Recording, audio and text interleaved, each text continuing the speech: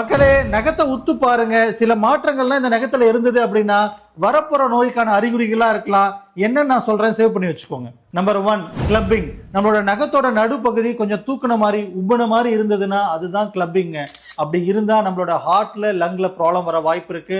ரொம்ப நாளாவே oxygen level பிளட்ல கம்மியா இருக்குன்னு அர்த்தம். 2, ஒயிட் பேச்சஸ். நம்மளோட நெயில்ல சின்ன வயசுல பெருமாளே பூ போடு அப்படின்னு பண்ணிருப்போம்ல, அந்த மாதிரி இந்த விரல்கள் கடையில ஒயிட் பேச்சஸ் இருந்ததுன்னா புரோட்டீன் டிஃபிஷியன்சி.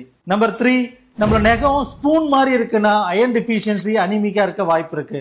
நம்பர் 4, நம்மளுடைய நகங்கள்ல சின்ன சின்ன ஓட்டையா சின்ன சின்ன பள்ளம்லாம் இருக்குன்னா ஆட்டோஇம்யூன் டிசீஸா இருக்க வாய்ப்பு இருக்கு. உதாரணத்துக்கு சொரியாசிஸ் மாதிரி.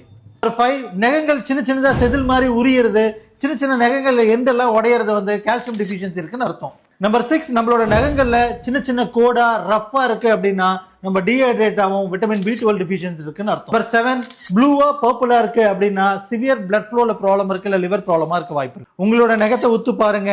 என்ன சேஞ்சஸ் இருந்ததுன்னா கமெண்ட் பண்ணுங்க, இல்லைன்னா உங்க ஃப்ரெண்டுக்கு ஷேர் பண்ணுங்க. Just for the information, doctor Ram physio.